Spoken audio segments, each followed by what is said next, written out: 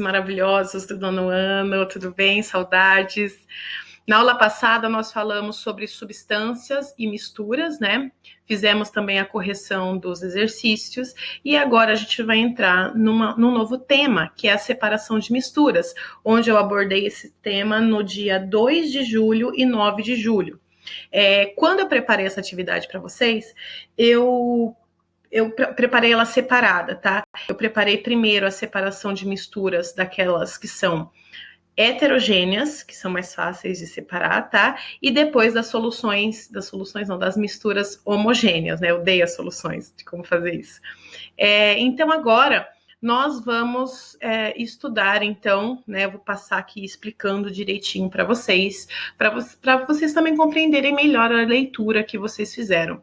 Lembrando, gente, que a leitura dos textos que eu mando é de fundamental.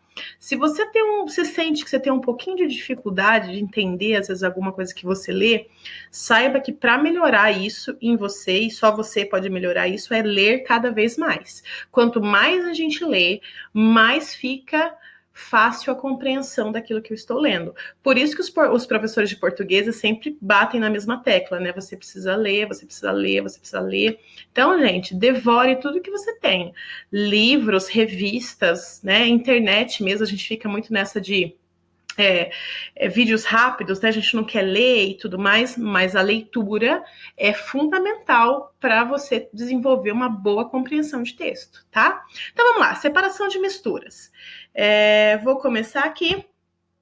Opa, aqui não tá funcionando. Aqui eu tenho vários tipos de separação de misturas. Vou começar então com a separação de misturas heterogêneas, que foi como eu comecei. A primeira é a catação. Ela vai simplesmente se basear numa separação visual que eu faço. Então, no caso aqui, tem uma foto de uma pessoa escolhendo feijão. Ela vai tirar dali o feijão que não agrada muito ela, a pedra que está junto, ou o milho que veio junto, enfim. Então, visualmente, eu vou olhar para aquela minha mistura, vou ver o que tem de diferente ali e eu vou catar com a mão, tá? Catação é isso, catar com a mão. E isso é um método de separação de mistura, tá bom? Ventilação. É quando eu tenho duas substâncias sólidas, né? E uma é mais pesada que a outra. Então, eu simplesmente passo uma corrente de vento ali e o que é menos denso, digamos assim, vai voar. Então, um exemplo, tem ali a foto de um amendoim, a pele dele, por exemplo, né, ou a casca que seja, ela é facilmente separada do grão porque ela é muito mais leve. Então, na hora que eu meio que quebro tudo aquilo ali, eu dou um soprão naquilo, e o que é menos denso, né, mais leve, ele vai voar, e o que for mais denso e o pesado vai ficar, tá bom? A próxima, levigação. Então, é uma água corrente que vai arrastar também o componente menos denso. Se usa muito isso na mineração do ouro, tá? O ouro, né, digamos que é quase que um pozinho do ouro, ele fica ali misturado com a terra, com o cascalho do rio, e aí é só o minerador passar essa água que a corrente de água vai levar o que é menos denso, né? Vai levar então o cascalho, a terra, a areia, e no fundo vai ficar aí no fundo da bateia que eles falam, né? Vai ficar o ouro, tá bom? Separação magnética ou imantação. É quando eu tenho algum elemento aí que é atraído por um ímã misturado com alguma coisa. Então, limalha de ferro, né, que é o pó de ferro, eu tenho ele, por exemplo, misturado com areia, é só eu simplesmente chegar ali com o ímã que todo o ferro vai grudar no meu ímã e a areia vai ficar no fundo do outro recipiente. E eu consigo separar assim, tá? Dissolução fracionada. Então, é quando eu tenho ali, no meio da minha mistura heterogênea, um componente que é dissolvido pela água. Então, eu tenho uma mistura, exemplo, de sal misturado com areia ou com terra, tá? Eu vou ali, jogo água, essa água, ela vai dissolver o sal daquela mistura e por exemplo, a areia vai ficar no fundo e o sal vai ficar misturado com a água. Depois eu simplesmente posso fazer um processo de decantação, ó, que tá aqui, ó. Coloco coloco no meu funil aqui, ó. E esse funil tinha que ter uma torneirinha aqui, tá bom? E aí eu deixo, por exemplo, a areia descer e fica água, ou nesse caso aqui, que é uma filtração, né? Coloquei, por exemplo, um filtro de café e passo essa água com sal que vai vir aqui no fundo, ó. E aqui, preso neste filtro de papel, vai ficar a minha areia, tá bom? Tamização, né? É um nome bonito para peneiração. Eu tenho lá partículas sólidas de diferentes tamanhos. Então, tem pedra e areia, por exemplo, né? Brita e areia. Eu peneiro aquilo, a minha areia vai cair. Aqui, como está mostrando aqui, a minha areia vai vir para o fundo, pro lado de fora da peneira, tá? E a pedra, a brita, que é grande, não vai passar pela peneira, vai ficar na peneira. Aqui eles estão fazendo alguma coisa com, acho que semente de café, tá bom? E tirando ela, por exemplo, areias, terra da semente de café.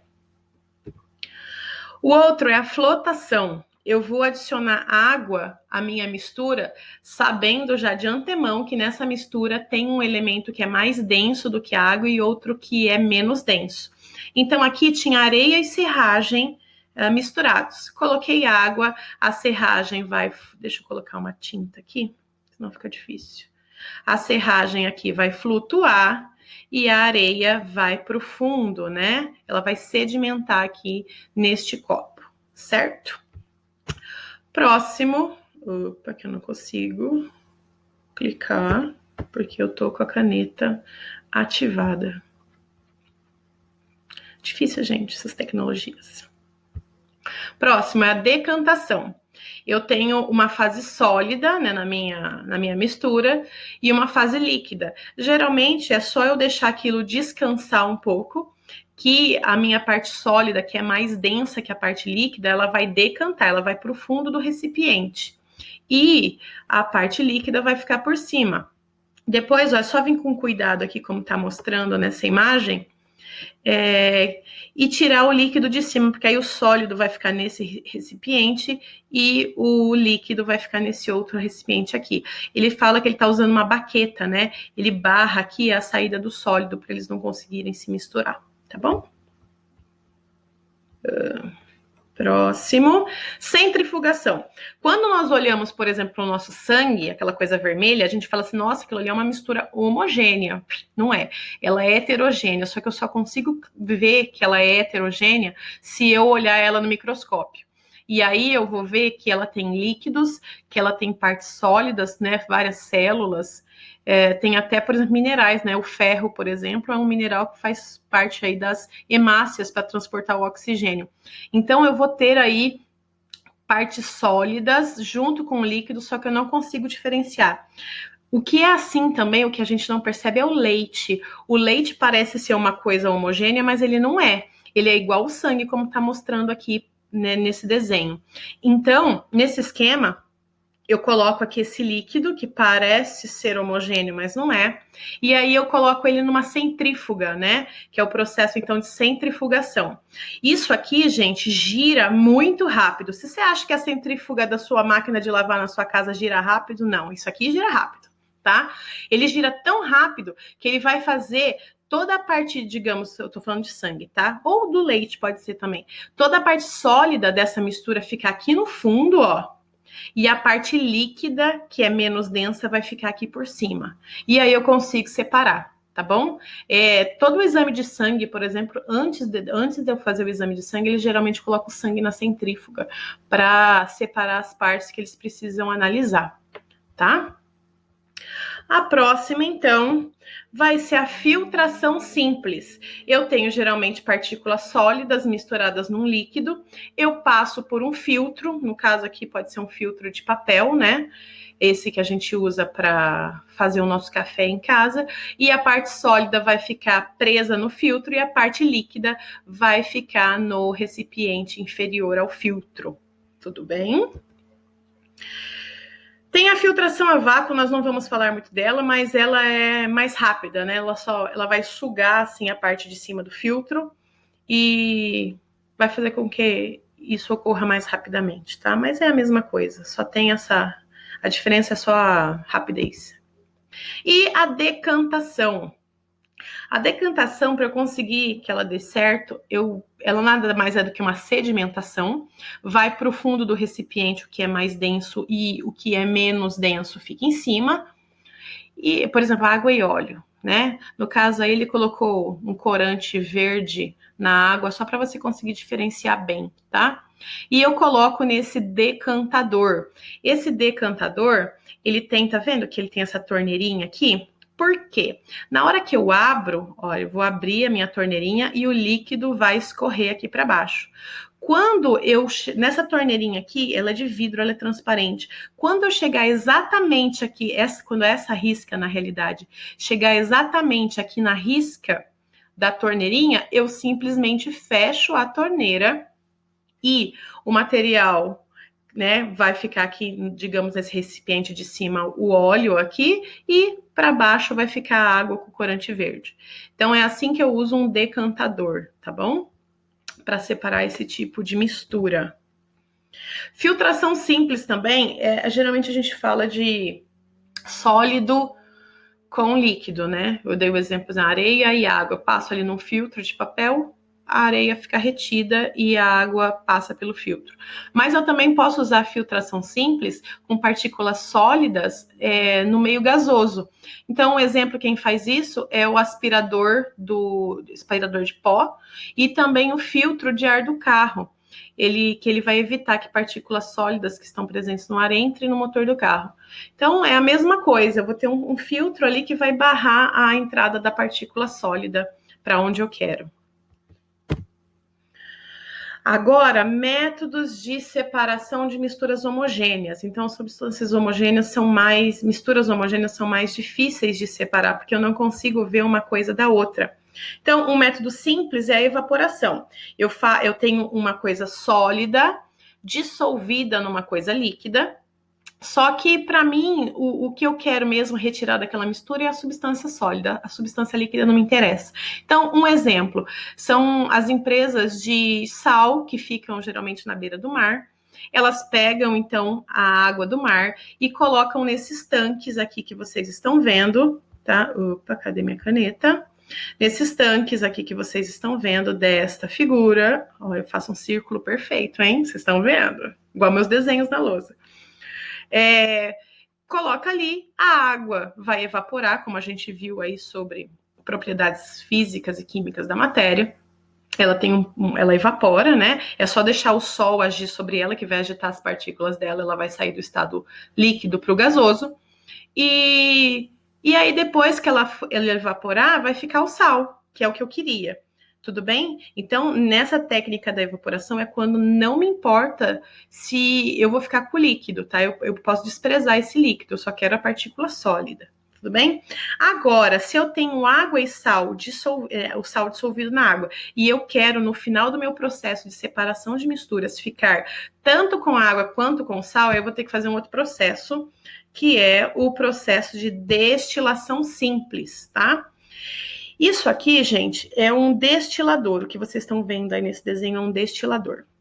Então, vamos supor que eu coloque aqui no meu balão de destilação a mistura de água com sal. Isso aqui, gente, é um sistema fechado. Nada entra e nada sai, a não ser que eu queira, tá? Então, eu coloquei aqui essa minha mistura de água com sal. Eu coloquei, isso aqui é a chama de aquecimento. Isso aqui vai aquecer a minha mistura. Quando chegar, então, a 100 graus Celsius, essa água vai começar a ferver, ela vai entrar em ebulição e ela vai evaporar.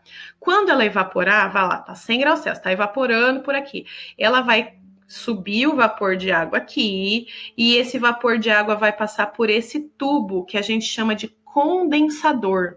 O condensador é uma região fria do material de destilação. Na hora que ele esfriar aqui, esse vapor de água, a água vai então condensar. Ela vai sair do estado gasoso e vai para o estado líquido, né? E ela simplesmente vai gotejar aqui, ó, nesse frasco, tá? Aí, no final de todo o meu processo de evaporação dessa água que está no balão de destilação, eu vou ter as minhas duas substâncias separadas. Neste frasco aqui eu vou ter a minha água pura e neste frasco aqui eu vou ter o sal de cozinha que eu dissolvi nela, tá? Tudo bem? Certo? Vamos complicar um pouquinho mais? Porque eu tenho, às vezes, misturas que são homogêneas, mas que eu não tenho só, por exemplo, duas substâncias envolvidas. Eu tenho 3, eu tenho 4, né? E a gente tem que pensar que cada substância, ela tem um ponto de ebulição diferente, né? Ela tem um ponto de fusão e ponto de ebulição, porque isso é uma propriedade característica, né, e específica da matéria. Então, a água tem um ponto de ebulição de um jeito, que é 100 graus Celsius, o álcool tem de outro, a querosene tem de outro, enfim, todas as substâncias têm o seu ponto de fusão e ebulição específico. Então, essa destilação aqui, ela não vai mais ser simples, né? Porque eu tenho duas substâncias só. Ela vai ser uma destilação fracionada.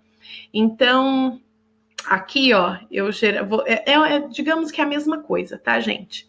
É o mesmo procedimento. Eu tenho aqui um recipiente que vai ter a minha mistura, que vai ser de 3 coisas ou mais, 3 substâncias ou mais. Ela vai, então, entrar em ebulição e vai subir aqui, e depois ela vai ser condensada aqui no condensador e vai cair aqui. A questão é que, por exemplo, se eu misturar água com álcool e sal, o meu álcool ele entra em ebulição antes que a água. Então eu vou saber lá a temperatura específica. E eu tenho que ter um termômetro medindo essas substâncias o tempo todo. Sei lá, 70 graus Celsius. Na hora que chegar a 70 graus Celsius, um exemplo, tá? Vai entrar em ebulição, o meu álcool ele vai passar por todo esse recipiente aí e vai cair no meu frasco aqui depositor, tá? Daqui a pouco simplesmente para de cair coisa aqui. Por quê? Já ferveu e já evaporou todo o meu álcool. E a minha temperatura aqui neste balão de aquecimento vai começar a subir novamente. E ela vai subir novamente até 100 graus Celsius, porque aí a água vai começar a entrar em ebulição. Aí eu simplesmente pego aquele frasco de álcool, tiro, porque já acabou de gotejar, vou lá e coloco outro frasco para a minha água cair. Esse tipo de processo aqui, ele é muito usado na indústria química. Então, um exemplo onde eu acho isso é na indústria de petróleo, né? Cada derivado do petróleo, que está tudo misturado ali naquela massa preta, oleosa, ele tem um ponto de ebulição diferente.